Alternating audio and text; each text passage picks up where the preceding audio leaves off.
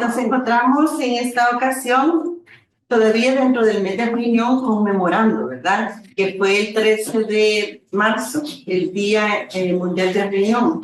Así que, teniendo en cuenta eso, estamos reunidos aquí para tener la teleclínica de ahora, que será sobre cómo estamos implementando los lineamientos de enfermedades no transmisibles en el país y especialmente ahora sobre enfermedad renal crónica. Así que para esta ocasión nos acompaña el doctor Alexander Lemos. Él es residente del segundo año de nefrología del Hospital Sacamil y además el doctor Otto Meléndez. Él es nefrólogo del Hospital Sacamil y es jefe y coordinador del programa de trasplante de ese hospital. No me presenté, soy la doctora Jarquín, soy médico internista, diabetóloga de la Oficina de Enfermedades No Transmisibles. Entonces, quedan con ustedes en esta tarde. Primero tendremos la intervención para que nos muestre el caso clínico y luego el doctor Otto Meléndez nos dará su exposición magistral y su opinión sobre el caso. Gracias. Adelante. Tengan todos buenas tardes. Vamos a iniciar con el caso. Vamos a hablar sobre la implementación de los lineamientos en enfermedad renal crónica y tenemos que preguntarnos, ¿aplicamos los lineamientos? Y lo vamos a poner en práctica a través de un caso clínico. Los datos personales del paciente, las siglas de su nombre corresponden a las siglas SMR, paciente de sexo femenino, fecha de nacimiento el 11 de mayo de 1957, paciente de 47 años de edad, quien reside actualmente en San Salvador, número de expediente 920835. La paciente actualmente ejerce como vendedora ambulante y la consulta fue realizada el 18 de marzo del 2025. Dentro del consulta fue el control. Presente enfermedad, paciente refiere debilidad generalizada, refiere notar aumento de diámetro de miembros inferiores ascendente hasta rodilla y niega otra sintomatología contributoria como dolor en articulaciones, palpitaciones, dolor precordial, disuria, entre otras. Dentro de los antecedentes médicos de la paciente, es una paciente hipertensa diagnosticada en la unidad de salud hace 5 años, manejada inicialmente con amlodipina 5 miligramos vía oral cada día y posteriormente en atención de segundo nivel con valsartán 160 miligramos vía oral cada día. Tenemos 2 antecedentes importantes familiares de la paciente, madre hipertensa y padre con diagnóstico de diabetes mellitus tipo 2. Antecedentes ginecológicos y obstétricos para 2 vivo 2, partos vaginales sin complicaciones. Y dentro de los hábitos tenemos que la paciente tiene malos hábitos alimenticios, refiere no comer en horas establecidas, realiza de 3 a 4 tiempos diarios, además de realizar entre comidas por lo general golosinas, niega ser etilista, tabaquista, no realiza actividad física y tampoco tener contacto con pesticidas. Dentro del examen físico tenemos un peso de 90.95 kilogramos, una talla de 156 centímetros, un índice de masa corporal de 37.42 kilogramos metro cuadrado, lo cual la catalogamos como una obesidad grado 2. Signos vitales, presión arterial de 130/80, frecuencia cardíaca de 88 latidos por minuto, 18 respiraciones por minuto con una temperatura de 37 grados centígrados. Y dentro de su apariencia general tenemos paciente femenina en la 5ª década de la vida, edad aparente coincide con edad cronológica, en aparente buen estado de salud, hábito pícnico, palidez 1 de 4 cruces y colaboradora del interrogatorio. Dentro del examen físico vamos a recalcar más que todo lo positivo, ¿verdad? Paciente normocráneo, pupilas isocóricas reactivas a la luz, mucosas orales y lenguas húmedas. A nivel de cuello no habían asimetrías, no acantocenéricas. A nivel de tórax y cardiovascular no habían anormalidades. A nivel de mamas no habían masas palpables. Si encontramos datos positivos a nivel del abdomen, que encontramos un abdomen globoso por abundante panículo adiposo, peristaltismo presente, blando decrecible, no sensibilidad dolorosa a la palpación. También encontramos otro dato positivo a nivel de las extremidades, donde encontramos edema grado 1 con presencia de fobia, y el examen neurológico sin anormalidades. Paciente alerta, orientada en 3 esferas, con funciones mentales superiores conservadas, sin alteraciones en fuerza ni en reflejos osteoteminosos. Tenemos una batería de exámenes con fecha del 15 de marzo que corresponden a su consulta del 18 de marzo. Esos son los exámenes que se dejan de rutina en el Hospital Sacamil en la consulta de nefrología para un paciente con enfermedad renal crónica. Tenemos una hemoglobina de 11.6, glóbulos blancos de 8.800, plaquetas de 336.000, ácido úrico de 9.9, albúmina de 4.5, un calcio de 9.8, una creatinina de 1.76 para una tasa de filtración glomerular estimada de 35 ml minuto por 1.73 metros cuadrados, según la fórmula CKD-EPI 2021, fósforo de 3.7, glucosa 101, un nitrógeno ureico de 20, potasio de 3.7, un sodio de 138, y tenemos, en esta ocasión la paciente no nos brindó un examen general de orina. Ahora bien, ya conocimos los datos más recientes de la paciente. Ahora vamos a enfatizar, vamos a hacer una recapitulación de las consultas que la paciente ha tenido a lo largo de toda su historial, tanto a nivel en el primer nivel, así como también a nivel del hospital. Tenemos un primer control en noviembre del 2020, paciente de 43 años que consultó por dolor de cuerpo generalizado.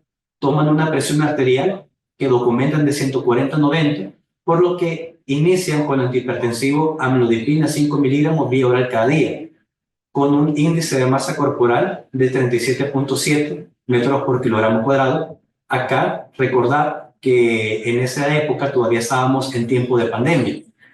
La normativa como tal de las enfermedades crónicas no transmisibles entró en vigencia o se dio a conocer a finales del año 2021 y a principios de 2022, donde todo paciente con sospecha de ser hipertenso, diabético, presentar dislipidemias o enfermedad renal crónica, estábamos obligados a dejar una batería de exámenes o tamizar, mejor dicho, ¿verdad? Donde hablamos de toma de presión arterial, índice de masa corporal, dejar ciertas pruebas como glucosa en ayunas o hemoglobina glicosilada para determinar si el paciente es diabético, la creatinina para poder determinar la tasa de filtración glomerular estimada, un perfil lipídico, una radiografía de tórax y también sacar su riesgo cardiovascular, ¿verdad? Entonces tenemos que a final de 2022 la paciente tiene un segundo control en la unidad de salud donde consultó por la presión, donde tenemos una presión de 140/90, donde el médico a cargo toma bien de aumentar la dosis de amlodipina a una tableta cada 12 horas y aparte deja una furosemida 40 miligramos al día. Tenemos un índice de masa corporal para esta ocasión de 41.5, donde aquí ya no la catalogamos como obesidad grado 2, sino como obesidad mórbida.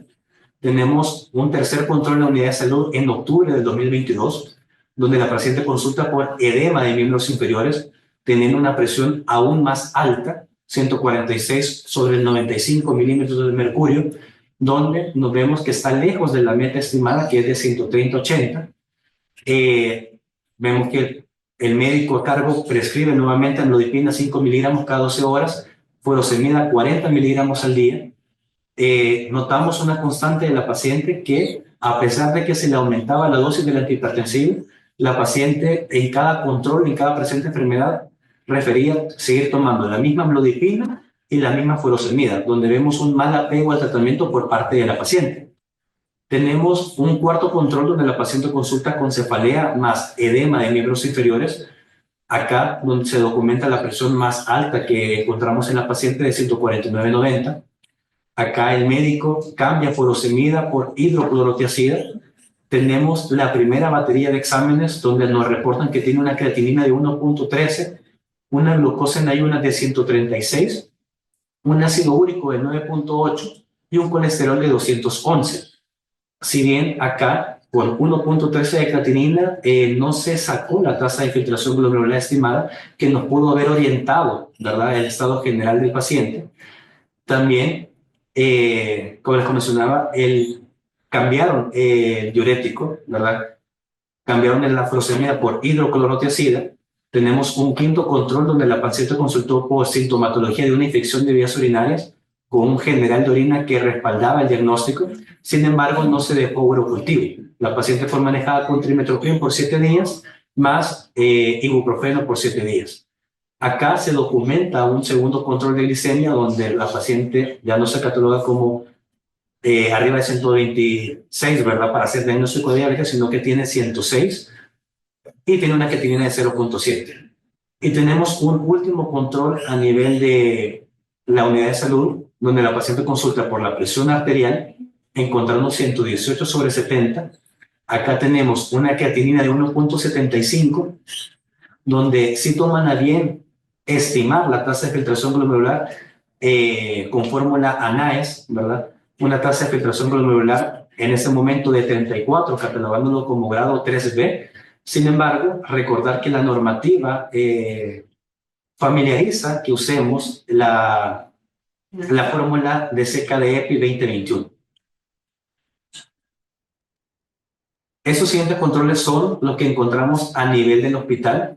Hacer énfasis que no se encontró los datos de la unidad de salud una referencia a un segundo nivel de atención para tener una atención más especializada, sino que la paciente en mayo de 2023 consultó por un episodio agudo de una intolerancia en la vía oral junto con una infección de vías urinarias, por lo que consultó el Hospital Sacamil y posteriormente, a partir de esa consulta, quedó ya en controles con medicina interna y posteriormente con el área de nefrología.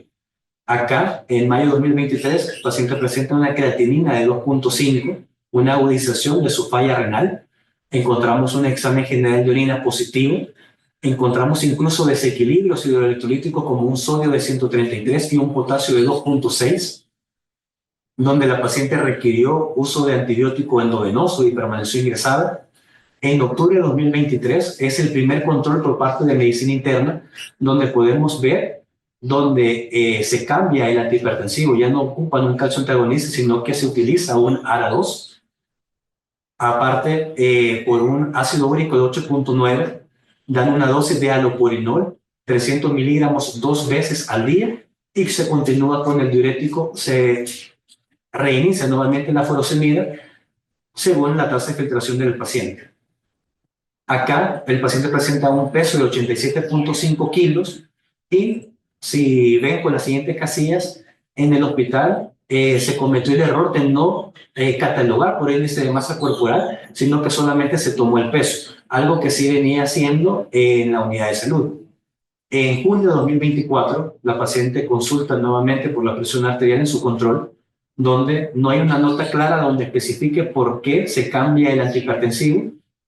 Creemos, ¿verdad?, que probablemente se hizo por la disponibilidad del antihipertensivo, del ARA2, en ese momento disponible en el hospital, porque tenemos un control subsecuente en agosto de 2024 donde se cambia a telmisartán. Tenemos el primer control en octubre de 2024 en nefrología, donde era el paciente iba referido de medicina interna y donde no teníamos exámenes actualizados, por lo que solamente se manejó con valsartán, 160 al día, alopurinol y furosemida.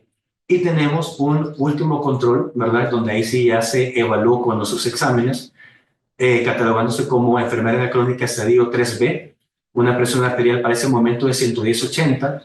La paciente fue manejada con valsartán de 160 miligramos al día, alopurinol 300 miligramos al día, furosemida 40 miligramos cada día y sulfato ferroso 300 miligramos al día.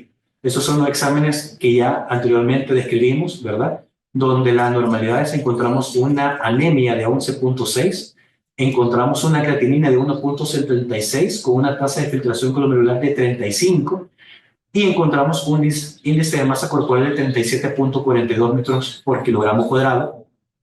Acá, ¿verdad?, recordar que la normativa también menciona que los pacientes con enfermedad crónica no transmisibles deben ser mandados a grupos de autoayuda por lo menos una vez al mes. Acá en ese control en marzo se tomó a bien referir al paciente a grupos de autoayuda como psicología y también a especialidad de nutrición, donde tuvimos el apoyo temprano, ¿verdad?, por nutricionista, donde por el índice de masa corporal lo catalogó como una obesidad, donde indicó una dieta hipoproteica baja en azúcares simples, priorizando proteínas de bajo valor biológico, dejando las siguientes recomendaciones: restricción de carnes rojas, restricción de embutidos, alimentos enlatados y procesados, consomés, cubitos, salsa y sopas empacadas, restricción de sopas y caldos, yema de huevo 2 veces al mes, preferir claras de huevo, realizar técnicas de desmineralización como corte, remojo y doble cocción, preferir frutas bajas en potasio como manzana, peras y guayabas, utilizar hierbas naturales para dar sabor a las comidas, quitar salero de mesa,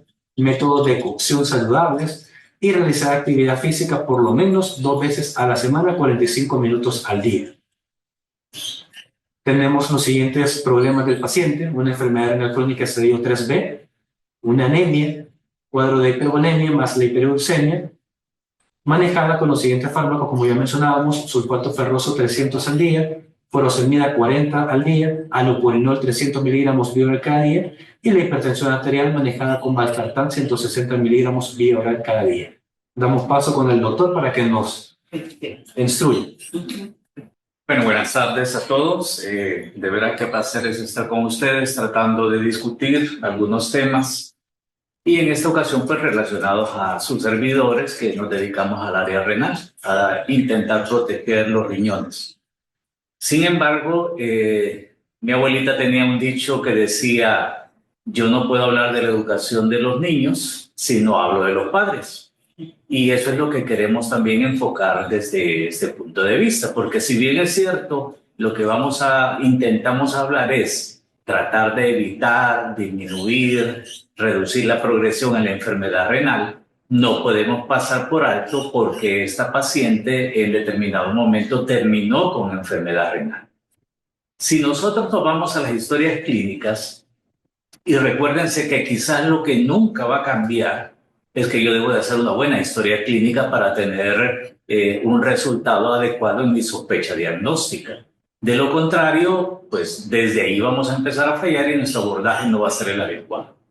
En esta paciente con una edad media de 47 años, nosotros tenemos que referirnos, antes de hablar de enfermedad renal, de todo lo que son los factores de riesgo que la paciente presentaba y que a mí me tienen que ver o me tienen que hacer pensar en qué es a dónde va a ir a parar esta paciente si yo no la controlo de forma adecuada. Entonces, hemos estado enfocando principalmente, si ustedes se dan cuenta a través de la revisión del expediente, prácticamente en la hipertensión arterial. Y no digo que sea malo el hecho de trabajar sobre la hipertensión arterial, pero la paciente tenía varios factores de riesgo que debieron de haber sido tomados en cuenta para tratar de evitar el desenlace que hasta ahorita tenemos. La hipertensión arterial, la obesidad de la paciente, los antecedentes familiares, el hecho de una dieta no saludable, no adecuada, la dislipidemia, y podríamos poner en duda en estos momentos la hiperuricemia, que algunos dicen que sí colabora, otros dicen que no colabora. Pero con los 4 anteriores creo que tenemos suficientes datos como para preocuparnos que si no actuamos o actuábamos adecuadamente, esta paciente iba a terminar en varios tipos de problemas, que es lo que vamos a estar viendo: enfermedad renal, enfermedad cardiovascular, quizás problemas de retinopatía, quizás problemas vasculares periféricos, en fin, varias situaciones que quizás pudimos haber intervenido y limitarlos o inclusive hacer que no aparecieran. Si nos detenemos ligeramente en la presión arterial, ¿y por qué me detengo en esto? Porque eso es lo que más le hemos dado importancia. Sin embargo, quizás no hemos profundizado ni siquiera en el dato de la hipertensión arterial. Hay 3 puntos que yo les quiero mencionar en cuanto a la hipertensión arterial. Lo primero es lo difícil que se están poniendo las guías conforme van apareciendo. Si ustedes han tenido la oportunidad de revisar la guía 2024, ustedes se van a dar cuenta que hay un cambio de conceptos bien importantes que debemos de tomarlo en cuenta. Solo para poner el ejemplo, yo sé que lo han revisado, ya está el dato de presión arterial elevada y el otro hipertensión. Ni siquiera hipertensión arterial, sino que solamente hipertensión. Y que los valores inclusive que nos están hablando cada vez son más exigentes. Una pregunta que yo me hago es, híjole, si ni siquiera hemos podido llegar o alcanzar a los valores que toda la literatura hemos venido aprendiendo, ¿cómo nos va a ir con estos valores que cada vez se están poniendo más difíciles de alcanzar? El segundo concepto que yo quiero comentarles es el hecho de que es imposible que ayudemos a un paciente si este paciente no se ayuda. Entonces, no nos podemos echar toda la culpa, por supuesto, ¿verdad? Porque el paciente tiene que oír a su médico, tiene que oír las recomendaciones y no solo oírlas, tiene que cumplirlas. Pero el tercero sí creo que nos involucra y muy de cerca y muy importantemente, y es el hecho de, le voy a llamar de esta forma, el menosprecio que quizás tomamos con la hipertensión arterial al no tomarla como una enfermedad sumamente grave y que trae consecuencias importantes para los pacientes. Entonces, si unimos estos tres factores, nos vamos a dar cuenta que el ser hipertenso y el tratar un hipertenso no es algo sencillo. Muchas veces nos hemos quedado con el hecho de decir, bueno, le damos una medicina, se le baja la presión y ahí pues que Dios le ayude al paciente, ¿verdad? Porque lo más seguro es que va a estar bien. No, ya vimos que esa paciente como tal ha tenido un recorrido que no debió haber tenido y que quizás nosotros pudimos haber influido un poquito más de lo que el expediente refiere. La obesidad o el sobrepeso que ha tenido igualmente. Miren, yo créanme que cuando leo las estadísticas y a la par de las estadísticas nos sentamos a la par de nuestros compatriotas, yo a veces me quedo pensando, incluyéndome, ¿en realidad algún día vamos a lograr impactar sobre la dieta que nosotros tenemos? Porque si ustedes se dan cuenta, somos bien libertinos, decía mi abuelita, en lo que comemos. Tenemos escasas restricciones, llámese gremio médico o llámese personal que no es médico. Y las cantidades igualmente que comemos son exageradas muchas veces, que sobrepasan la demanda energética de cada 24 horas de nosotros. Entonces, es otra parte que hay que estar martillando. Me entristece mucho saber que aunque estamos batallando, para el 2050 se calcula que la población de diabéticos va a crecer en un 45%. A pesar de todo lo que se está intentando. Entonces, debemos verdaderamente de tratar de influir primero en nosotros, en nuestra familia y de ahí en la población que tenemos. Entonces, sigamos adelante. Hicimos una historia clínica, ¿verdad? Vimos los antecedentes de la paciente, estuvimos haciendo algún recorrido, la examinamos, aparentemente sin mayores datos, porque si nos vamos a la evaluación, un paciente con una creatinina de 1.3 en un valor o 0.7 en otro, verdaderamente sintomatología renal no va a presentar. Y de hecho, recuérdense que los riñones carecen de raíces nerviosas que produzcan dolor. Por lo tanto, cuando oímos la famosa frase, me duele la rabadilla, quizás estoy enfermo de los riñones, pues frase más alejada de la verdad no existe. Entonces, para fines prácticos, los riñones no dan sintomatología de enfermedad hasta que los problemas los tenemos bastante avanzados.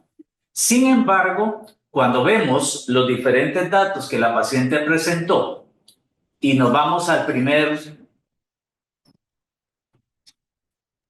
Algo sucedió. Si nos ayudan, por favor, para que continúe la presentación. Ahí está. Cuidado. Gracias.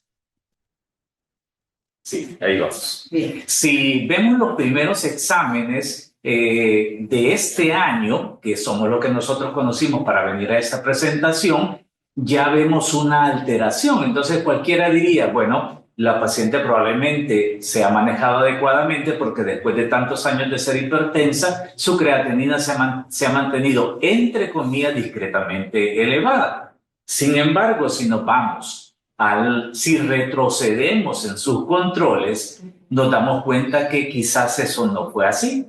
Y desde el primer control, una de las debilidades grandes que encontramos en esta revisión es el hecho de que no la abordamos adecuadamente en cuanto a lo que sería su evaluación de diagnóstico como tal y de estudios de gabinete y de laboratorio.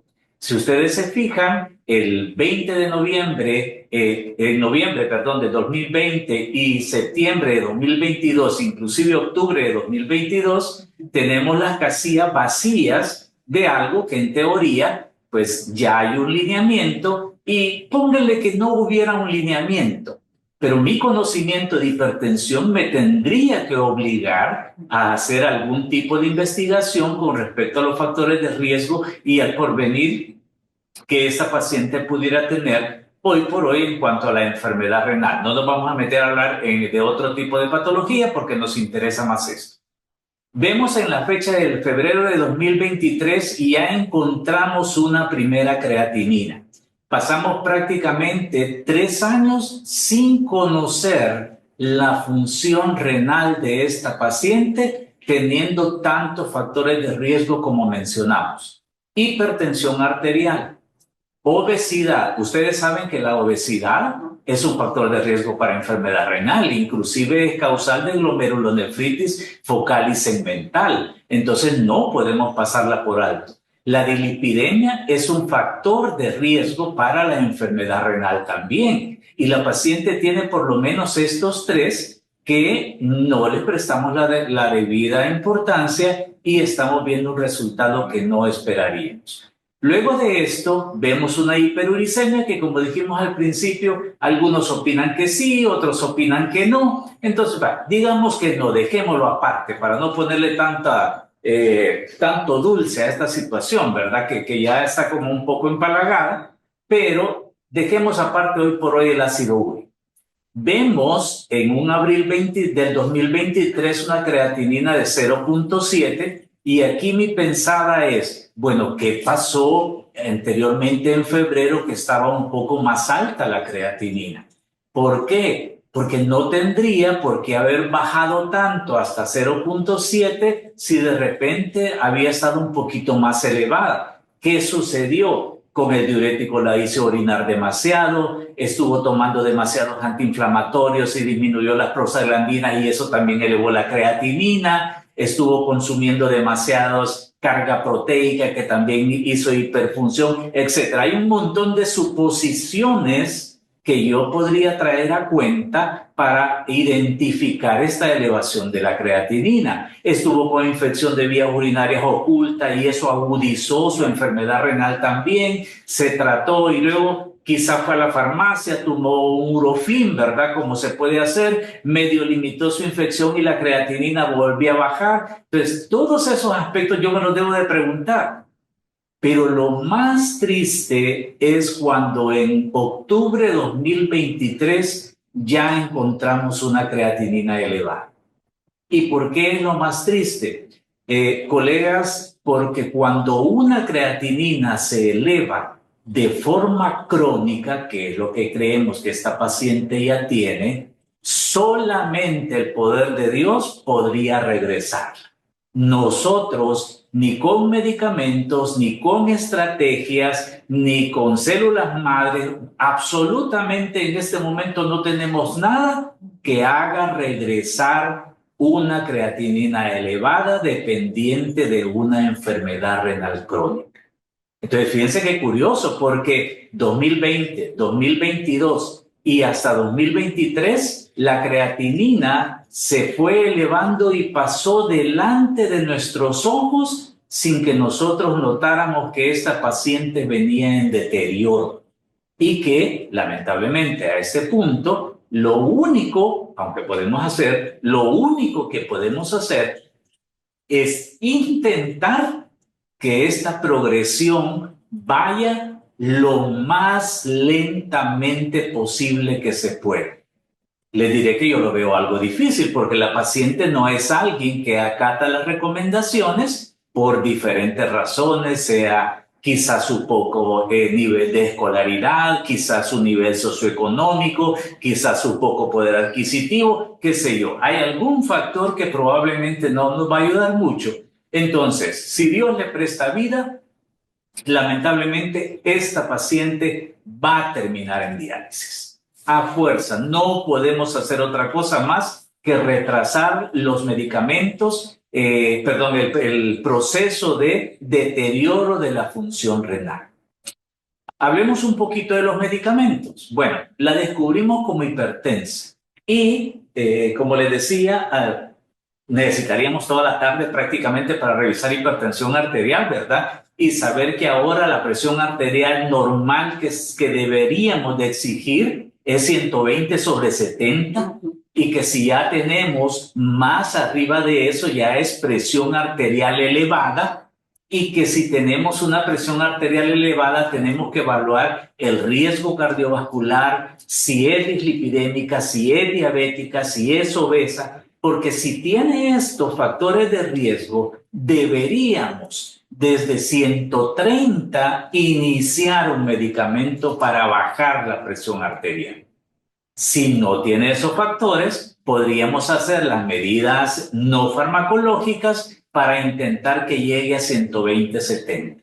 Pero si ya tiene más de esto, ya es una presión arterial elevada. Y si ya tiene más de 140/90, ya no se diga, ya es un hipertenso como tal, ¿verdad? Y aquí todas las clasificaciones que hay de hipertensión, que si es de bata blanca, que si es enmascarada, que si es sistólica, en fin, tantos parámetros que existen hasta este momento, pero que al final nuestro objetivo primordial es básicamente llegar a 120/70. Y por eso les digo, los que generan las guías cada vez nos la ponen más difícil, porque cuando ustedes evalúan los datos de valores de estos pacientes, vamos a encontrar en nuestras consultas que muy pocos pacientes verdaderamente están controlados. Lo que las estadísticas dicen, unos no están descubiertos, otros toman medicina y no están controlados, otros apenas le hemos bajado la presión arterial y quizás un 25% en países como el nuestro, tal vez podríamos decir que están controlados de su presión arterial. Pero hablemos de los medicamentos. ¿Qué le empezamos a estos pacientes? 47 años, la descubrimos como hipertenso. Gracias a Dios en esto las guías no han cambiado mucho y hay 3 familias que siempre recomiendan. Bloqueantes de los canales de calcio, bloqueantes del sistema renina-angiotensina-aldosterona y diuréticos, principalmente los diuréticos tiacídicos, si la función renal todavía está conservada. Entonces creo que la conducta que tomaron fue adecuada. ¿Qué hubiera escogido yo quizás? Tal vez un bloqueante del sistema renina-angiotensina-aldosterona, un enalapril o un losartán o sus primos. ¿Por qué? Por la edad que tiene la paciente y porque a esta edad el factor fisiopatológico de la hipertensión arterial se relaciona mucho con angiotensina 2. Un poquito diferente de cuando tenemos ya más de 60 años, donde el factor fisiopatológico de la hipertensión arterial se relaciona más con ateroesclerosis. Entonces, podemos hacer pequeñas variaciones, pero si elegimos cualquiera de esos 3, estamos de acuerdo y podemos ir generando ese control de la presión arterial. Algo bien importante, colegas, y algo que hemos visto. Si mi presión arterial no está controlada en las diferentes visitas que el paciente me hace, la situación no es ir sustituyendo medicamentos, que es lo que muchas veces hemos visto, es ir agregando, sumando medicamentos hasta lograr el objetivo. Y aquí es donde entran las otras alternativas, como por ejemplo, dependiendo de mi diagnóstico, si yo necesito muchas veces un cuarto medicamento, pudiera ser que yo ocupe un alfa bloqueante, ¿verdad? Como terazocina, o si catalogo a mi paciente como una hipertensión resistente, pudiera ser que ocupe un antagonista de la aldosterona como espironolactona. Entonces, las guías en esa parte están bien claras, no han cambiado mucho y creo que nos pueden servir. Y les aseguro que no se van a perder si vamos en este camino como hemos estado sugiriendo como tal. Ustedes ven la evolución de esta paciente y ustedes ven ahí algo como variante importante de la presión arterial. Es probable que también el factor individuo esté influyendo de forma adecuada. Cambiar de furosemida a hidroclorotiazida como tal es permitido, pero también depende de mi función renal. Yo sé que los tiacídicos, generalmente cuando mi filtrado ya cae del 30%, estamos hablando de que su efectividad prácticamente va a ser nula. Entonces este cambio que hicieron por furosemida es muy adecuado. Sin embargo, recuérdense, yo debo de ocupar diuréticos a baja dosis cuando estamos ya con una creatinina elevada, cuando estamos viendo también retención de líquidos. Porque si no tenemos retención de líquidos, el mismo medicamento diurético puede empeorarme la creatinina si yo no hago un balance adecuado con esta paciente o en forma general con los hipertensos. Entonces, si ustedes quieren ver qué hubiéramos hecho con esta paciente, lo primerito que es hacer una evaluación inicial completa para saber cómo estaba su estado cardiovascular, calcularle su riesgo, su función renal y cualquier otro daño a órgano blanco que pudiéramos haber sospechado y si no lo tenía, prevenirlo. En segundo lugar, ¿qué tendríamos que haber hecho? Escoger el antihipertensivo adecuado en base a la categorización de presión arterial elevada o hipertensión arterial. O hipertensión, perdón, ya no arterial. ¿Para qué? Para saber cómo voy a manejar a esta paciente y todos estos factores de riesgo. En tercer lugar, ¿qué otro punto importante? Tratar de controlar el resto de los factores de riesgo en sí de la paciente. ¿Por qué? Porque si yo solo controlo la presión arterial y dejo libre los otros factores, igualmente voy a afectar el riñón. Acuérdense que ahora cada vez más se está hablando de los otros medicamentos que pueden ser acompañantes y que inclusive se pueden usar como antihipertensivos. En el caso de la prevención de la enfermedad renal, los inhibidores SGLT2, ¿verdad? Que algunos están sugiriendo inclusive que a todo paciente hipertenso y todo paciente diabético se les debería de dar.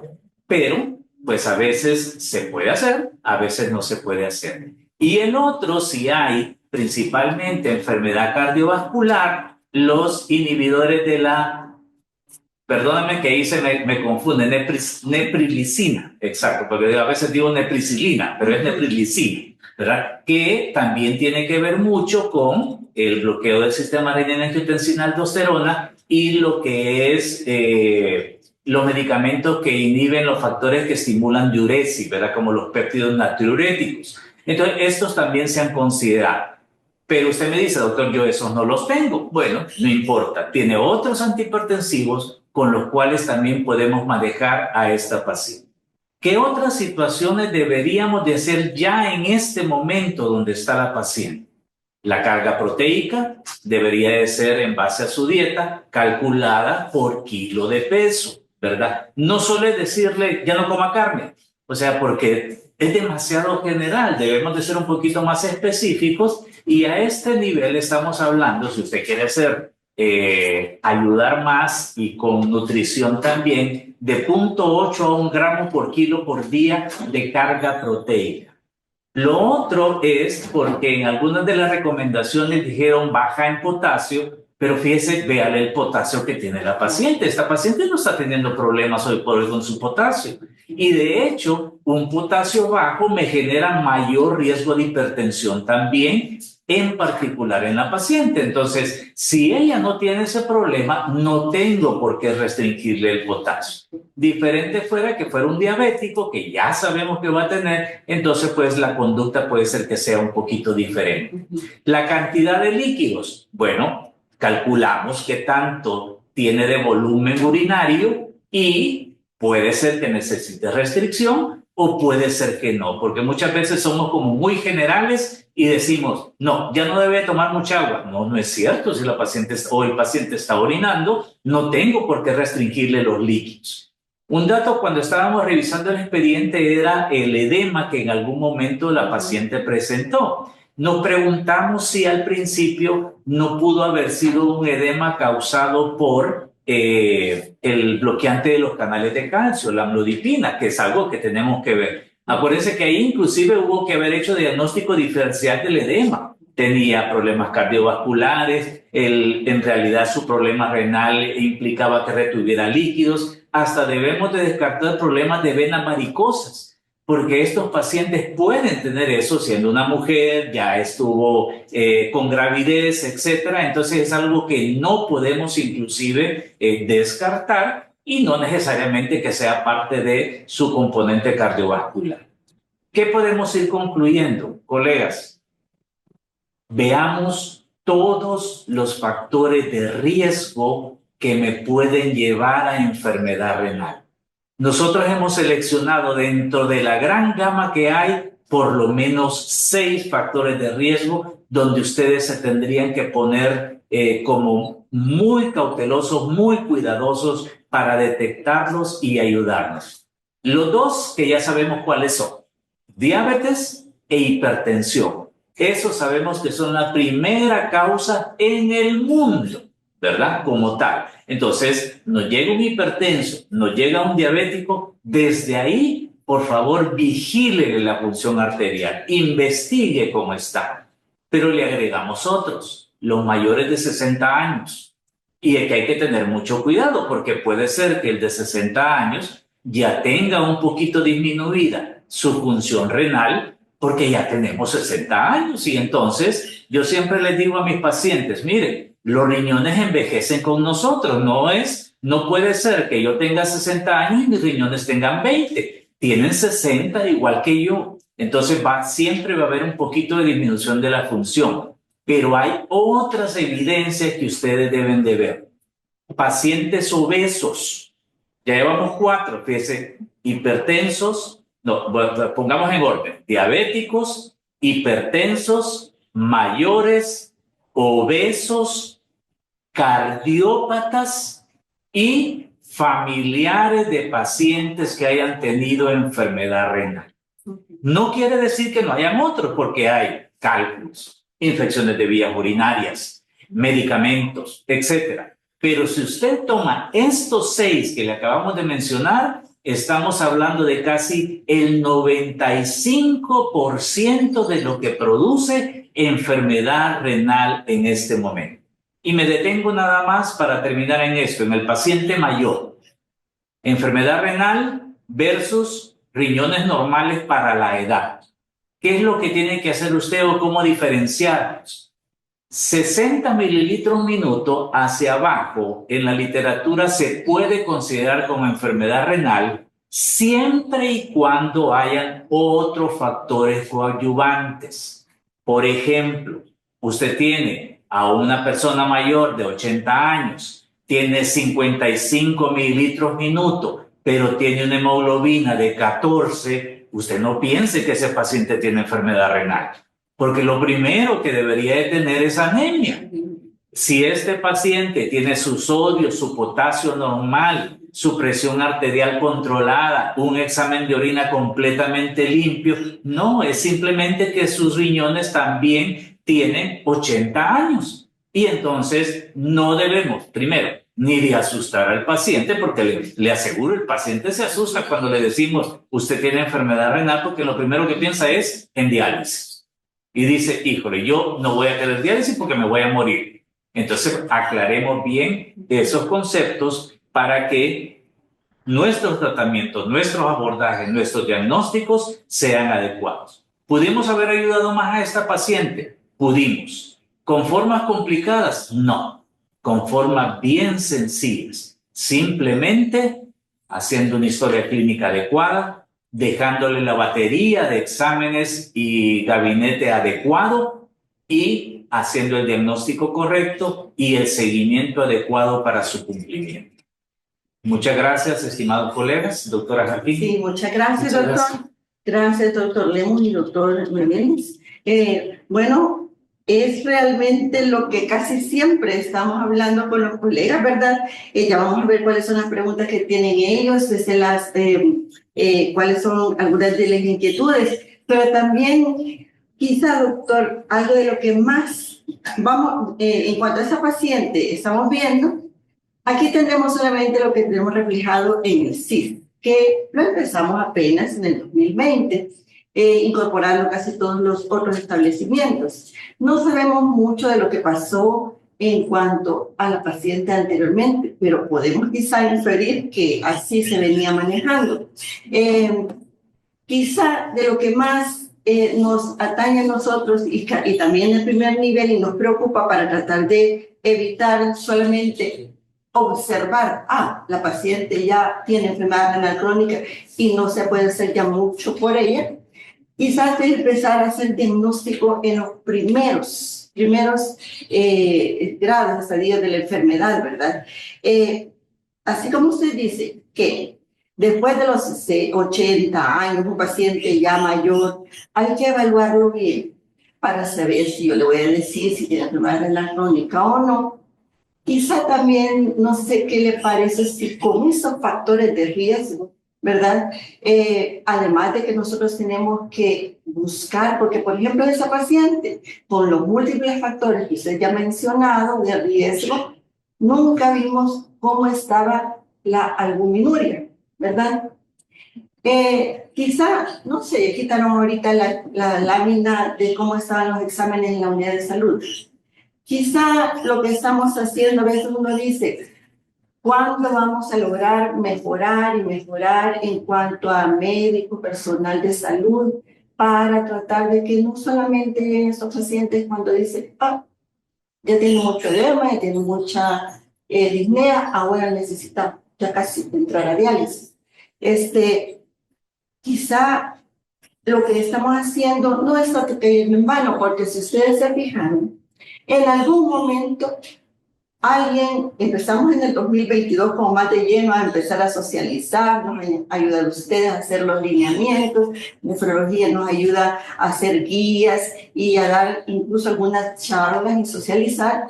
Y podemos ver que en el 2022, al menos después de que se empezó, a alguien se le ocurrió hacer alguna de los exámenes, a veces no se hacen completos porque en las unidades no están todos los reactivos. Pero después de que se hizo esa primera vez que se le indicaron los exámenes, se citó al menos a un mes, ¿verdad? Se citó al mes y vimos, porque el lineamiento dice, hay que controlarlo en un mes.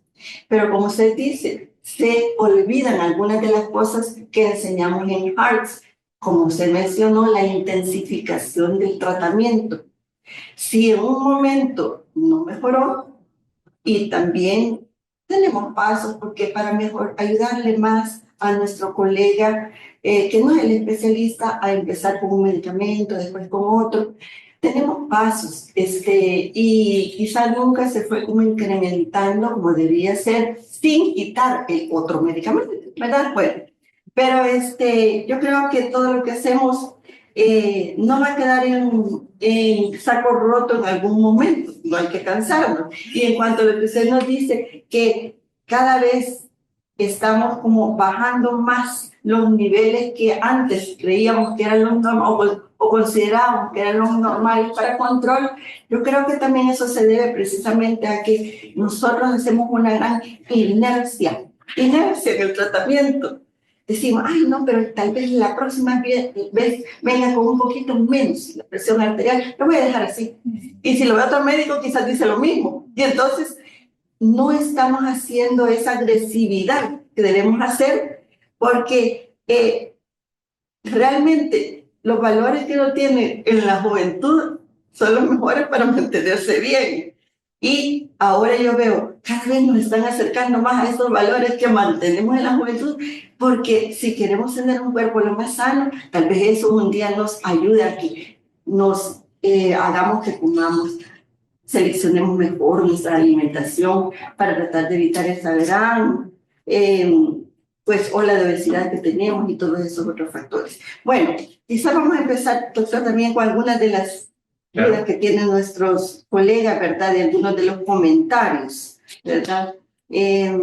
Por aquí había visto yo alguno que dice, bueno, alguien dice el primer comentario, ¿Cuál será el aporte que los médicos nefrólogos harán para cambiar estos manejos en las unidades de salud? ¿Cuál será la propuesta para MinSal que nefrología da? Porque este manejo en la realidad del país es que la epidemia está avanzando. O sea, yo me imagino que se refiere a qué más podemos hacer, ¿verdad? Ya hemos estado hablando de eso, pero tal vez... Bueno, lo primero que quiero decirles es el hecho de que El Salvador no se está comportando diferente al resto de los países del mundo como pudiera existir una percepción. Porque hemos oído comentarios de que El Salvador tiene más enfermedad renal que el resto de los países. Eso no es cierto. La encuesta que se hizo 2014-2015, la ENECA, sacó una estadística muy similar a los restos de países desarrollados, inclusive, que tenemos alrededor de un 13 a un 14% de prevalencia de enfermedad renal en todo el país. Si ustedes revisan los datos de Estados Unidos, de Europa, son semejantes. Ahora, estamos de acuerdo en que el número creemos que es un poquito más como en toda América Latina, como tal. Segundo punto, se relaciona mucho equivocadamente a que como nuestros jóvenes que trabajan en el área de la agricultura tienen un tipo de enfermedad que se ha conocido como nefropatía mesoamericana, que eso hace que el número aumente. Sin embargo, en la ENECA representó menos del 3% de la población que tenía enfermedad renal crónica. Y a pesar de que esa encuesta prácticamente estaba dirigida, orientada a que esa población saliera como el mayor hallazgo de etiología de enfermedad renal crónica, y aún así no salió. Salió diabetes e hipertensión como los factores importantes. ¿Qué podemos colaborar o qué estamos intentando hacer desde el punto de vista de nefrología?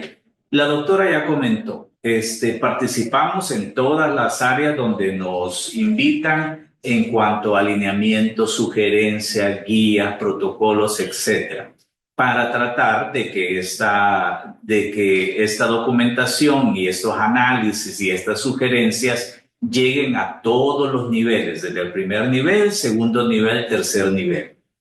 Falta popularizarlo, es muy probable, ¿verdad? Es muy probable.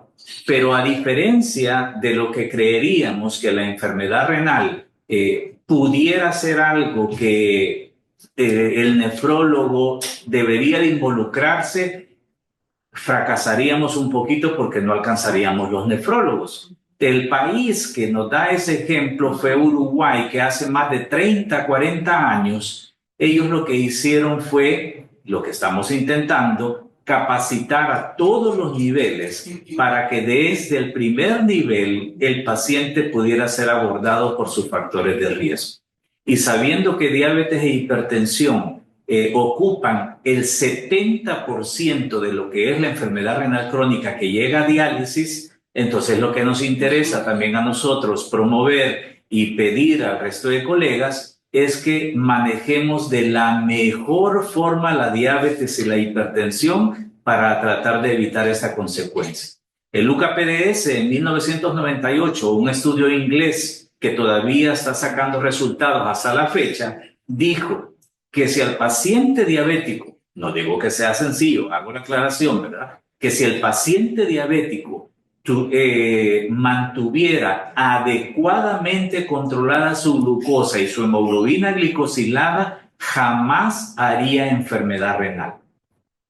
Es muy probable que así fuera la población, ya para este tiempo se necesitaría mayor, pero creemos que este es un factor que dispara todas las anormalidades de la diabetes, el descontrol de la glucosa, ¿verdad? En sí. Y en el caso de los riñones no estamos exentos.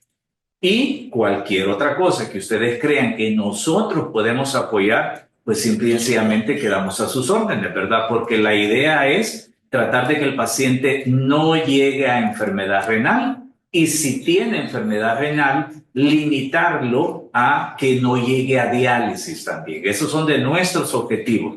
El cardiólogo va a decir el riesgo cardiovascular, el neurólogo va a decir los accidentes cerebrovasculares, el oftalmólogo va a decir su retinopatía, etcétera. O sea, todos estamos interesados en que en estas personas con factores de riesgo de enfermedades no transmisibles limitemos, evitemos, controlemos todas las complicaciones que puedan tener.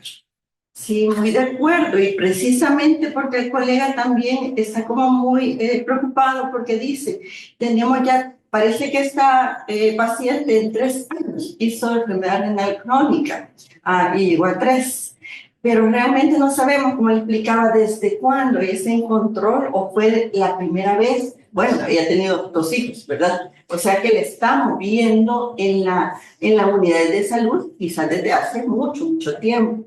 Pero estamos empezando, lo que usted dice que Uruguay empezó hace 30 años, estamos empezando nosotros ahora a tratar de que el equipo multidisciplinario, enfermería, educadores, todo el mundo sepan cómo abordar, porque es cierto, ustedes los nefrólogos no van a poder estar en cada unidad de salud, donde va a empezar el G1, grado 1, el 2, y donde ahí somos responsables de empezar a analizar, porque ahí, como se dijo, no va a dar síntomas, no va a dar síntomas. Y el tratamiento no va a ser una pastillita, quizá, ¿verdad? Sino que quizá va a ser con ganas de empezar a el tratamiento no farmacológico. Usted mencionó que esta paciente podía tener quizá problemas culturales, socioeconómicos, tanto, pero en la medida en que nosotros tal vez desde hace muchos años lo hubiéramos integrado al grupo de autoayuda, tal vez algo en su conciencia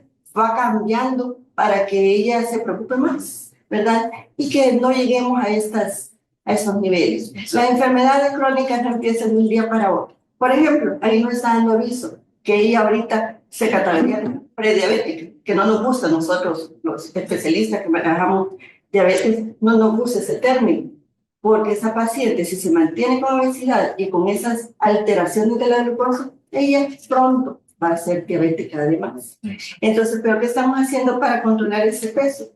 Ahí es donde tenemos que, y no es solo de los nefrólogos, y no es solo de los médicos que atienden a nuestros pacientes en el primer nivel, también es parte del paciente, es de todo. Así que no sé si hay alguna otra pregunta, yo no he encontrado otra más, pero si alguien quiere alzar la mano, pues ya casi terminamos, ¿verdad?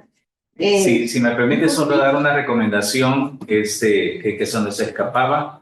Estimados colegas, tal vez algo que nos ayude como a encender el foquito, ¿verdad?, de la alarma, es el hecho, y estamos haciendo las gestiones para ver si se logra, es el hecho de pedir no solo la creatinina sérica, sino en los lugares donde se pueda solicitar el filtrado glomerular, porque la creatinina normal no me garantiza un filtrado disminuido, porque va en una relación un poquito diferente que no tenemos el tiempo para explicarlo. Entonces, si en alguno de sus laboratorios de referencia se puede pedir el filtrado glomerular, soliciten, porque eso les va a ayudar a ver qué tan normal o anormal pudiera estar. Eso es un punto. Y el otro punto en el que estamos tratando de hacer solicitud es el hecho de que en el general de orina, en algunos lugares ya se hace, pero no en todos, nos traiga de una vez la relación albúmina-creatinina, porque eso igualmente nos va a ayudar a descubrir tempranamente un daño renal y desde ahí empezar a hacer el abordaje. Y un tercer punto, los pacientes mayores que son hipertensos, por favor tengan mucho cuidado y hay que ser acá prudentes en tratar de hacerlo llegar a 120/70, porque se van a marear. Entonces la guía dice, si este paciente mayor pues me presenta o hipotensión postural o mareo, vértigo, lo que fuera, entonces se intenta lo más bajo que el paciente tolere, no necesariamente 120/70, sino reduzcámosle la presión arterial hasta donde este paciente pueda tener. Colegas, una cosa bien importante, no todos los pacientes se van a poder dializar.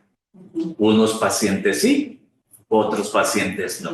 De hecho, de hace algunos años para acá, se incluyó cuidados paliativos en lo que se llama la terapia de sustitución renal. Hemodiálisis, diálisis peritoneal, trasplante y cuidados paliativos. Porque aunque la creatinina se eleve, muchos de estos pacientes no van a ser candidatos a diálisis de ninguna variedad y mucho menos al trasplante. Pero fíjense que esa observación que hizo el doctor Lemos ya nos explicó que el lineamiento incluye y se le explica a los colegas que hay que hacer la fórmula para ocupar la aplicación para sacar el filtrado glomerular, ¿verdad? Así como hay que ocupar las fórmulas para el riesgo cardiovascular. Y que de entrada, cuando diagnostiquemos un paciente enfermedad renal crónica, ya G3 en adelante, es un paciente que es con alto riesgo cardiovascular. Y entonces, lo que no lo decimos nosotros, lo dice la evidencia, que hay que andar muy agresivos con los tratamientos oportunos, el primero el diagnóstico y luego los tratamientos, para tratar de ayudar más, ¿verdad? Así que, no sé, yo ya no encontré otras dudas, ¿verdad, doctor? Así que hasta aquí llegamos, ¿verdad? Le agradeciéndole mucho su participación y agradeciendo mucho a toda la audiencia que estuvo muy pendiente del caso. Gracias. Muchas gracias.